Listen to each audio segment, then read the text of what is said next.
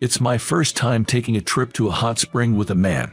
I feel a bit uneasy, but you need to entertain me. The boss, who usually dumps all the work on me and constantly complains, is now smiling at me. My boss smiles at me, but it feels like a stranger. She is acting like we're meeting for the first time. I'm not used to going on trips to hot spring with a woman, but I'll do my best to make it enjoyable for you. Saying that, my face turned red. Why did I end up coming on this hot spring trip with my boss? There was a particular reason I was unaware of until today. My name is Mike. I'm 24 and work in the kitchen of a major food chain. My dad ran a sushi bar for many years. However, a few years before I was about to graduate from culinary school, my dad collapsed from overworking. He had to take a long break for recovery, and he ended up closing the sushi bar he had run for years. I'll take over Dad's business once I graduate from culinary school. I got my chef's license in college and went to train in your restaurant. I wanted to continue the business my dad built, so I begged him. But my dad disagreed. I can't trust you with my business when you have no work experience. Get a job elsewhere first and learn how to behave professionally. Working in a family business can lead to taking things for granted. Realizing the naivety of my thoughts after what my dad said, I acknowledged my mistake. But I had earned my chef's license in culinary school with the goal of becoming a chef like my dad. When my dad refused to let me take over, I felt lost about what kind of job I really wanted. A friend from culinary school told me, "You know the restaurant we always go to? They're hiring and have amazing pay and training programs. They have many locations, and you can choose one close to home." My friend introduced me to the job listing of the major food chain, which is where I currently work.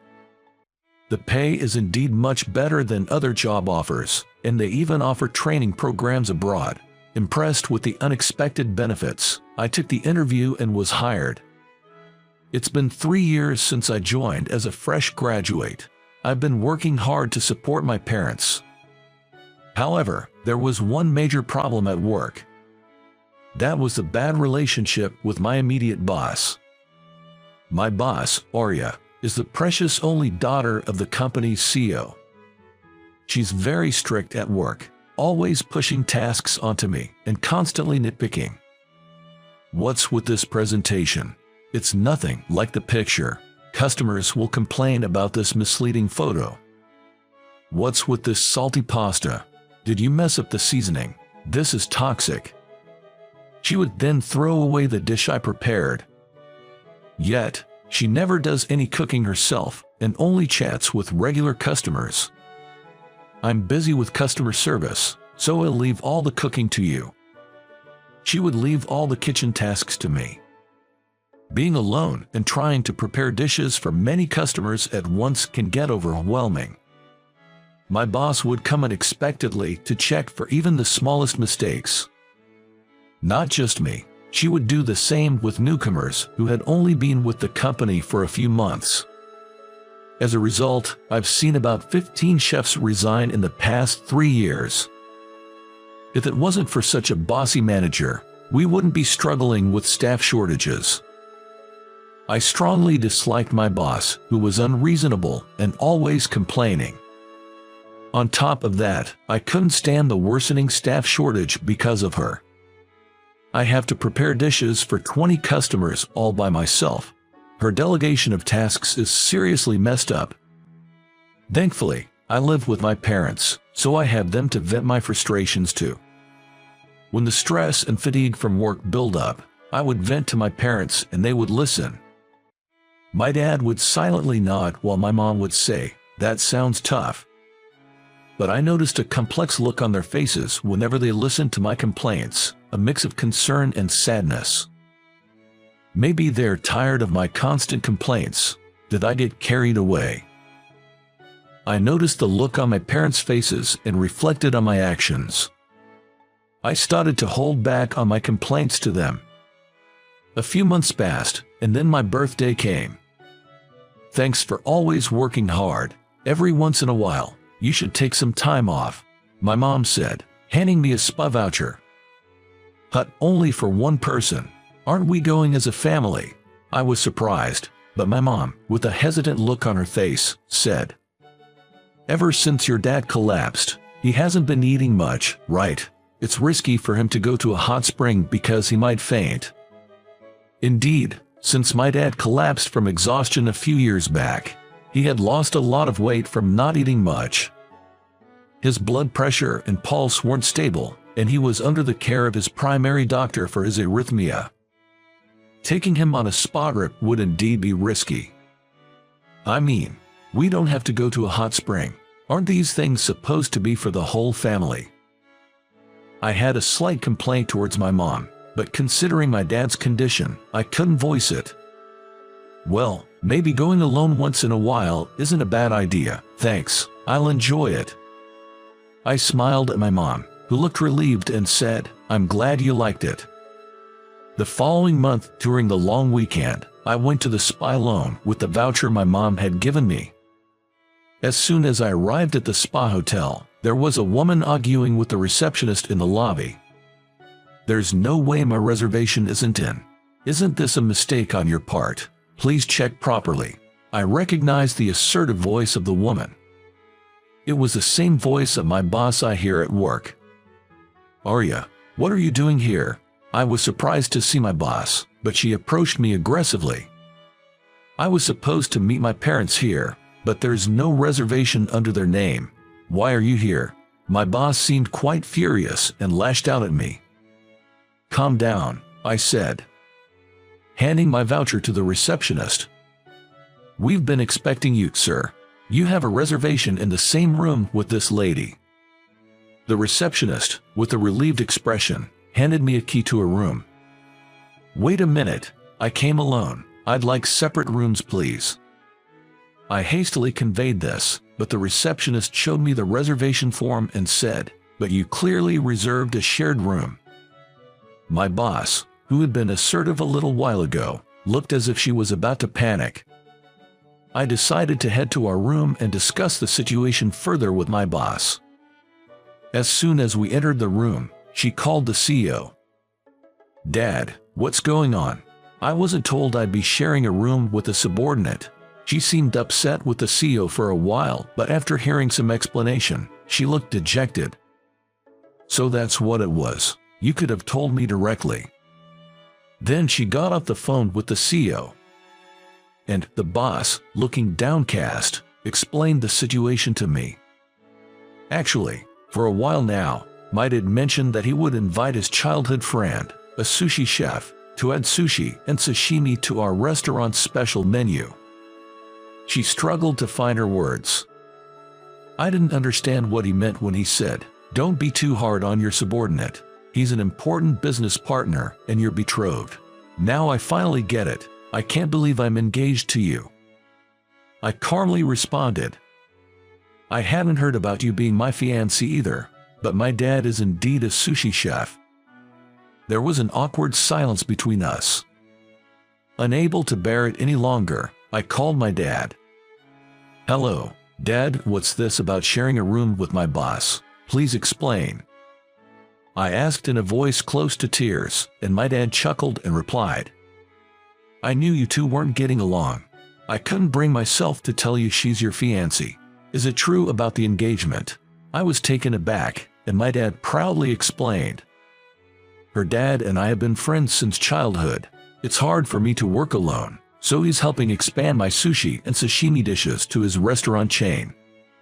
As I was lost for words, he continued with enthusiasm. "Choosing to work at your fiancé's company without me telling you is remarkable. Isn't it destiny? You and Arya were close in preschool. If you two are arguing at work, just reconcile." He hung up after leaving me with those words. I tried to recall the distant past, feeling bewildered. Come to think of it, I think I had a girlfriend back in preschool. Our parents were close friends from way back. Did they promise to set us up as childhood sweethearts? I can hardly remember, as I was so young. Then, why haven't we met since preschool? I was asked this by my boss, and it made me reminisce about the past. That's right. Around the time I started elementary school, my dad's restaurant started struggling. He had to take on some debt for a while.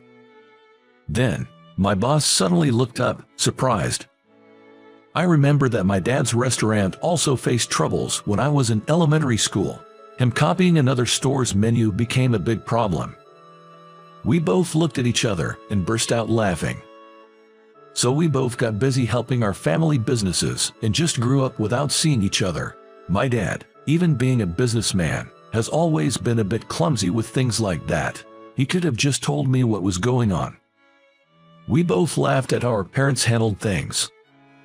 It's my first time on a hot springs trip with a man. I'm a bit nervous. Will you make it enjoyable for me? Usually, she dumps all the work on me and complains, but now my boss was smiling at me. She looked like a complete stranger, not the boss I knew. Blushing and fidgeting, looking incredibly adorable. I'm not used to going on trips to a hot spring with a lady, but I'll do my best to make it enjoyable. We decided to make the most of our unexpected hot springs trip. Seeing her private, cute, and clingy side made me nervous. And I was taken aback by her appearance in her robe. I couldn't tell just from working with her, but she had a slim figure with large breasts. She looked incredibly beautiful. Her unexpected sides kept making my heart race. Returning home from the trip, our fathers were arguing. It can't be helped. The kids just don't get along. I waited 3 years for my son to get used to his job, but they just aren't getting close. You should have explained the situation before sending them on a trip. What if that made their relationship worse? You sent your daughter to, without explaining, right? It's the same. Seeing me, my dad said. How was it? Did you enjoy the hot springs? Sorry, Mike, for sending you without any explanation. Ara's dad was like, I'll make sure to tell my daughter properly, so it's okay to let the two of them go to a spa, you know. My dad looked at the CEO, who awkwardly said, I wanted to tell my daughter about the arranged marriage, but couldn't bring myself to do it when she was right there. In the end, neither father could explain to us, and the day of the hot springs trip just arrived. Mike, I'm sorry. I knew you two didn't get along, but I wanted our families to be close again. Plus, I wanted our businesses to prosper by joining forces. Being apologized to by the CEO made me feel uneasy. It's fine. It was unexpected, but I had a good time. As I said that, my boss stepped forward. You guys have such a clumsy way of communicating. Important things should be explained to the person directly involved, right? I'm sorry for being so awkward. The CEO bowed his head, and my boss blushed and said, well, it's okay. The setup was messy, but it was nice to have a heart-to-heart conversation with my subordinate. So, usually when you dump work on me and nag, it's just because you care about me, right? They say we tend to tease the ones we like. Before I could finish, she covered my mouth and said, idiot. I told you to keep what we talked about in the hot springs a secret. Seeing us, our fathers felt relieved. Who would have thought my fiancé would be in the company I joined?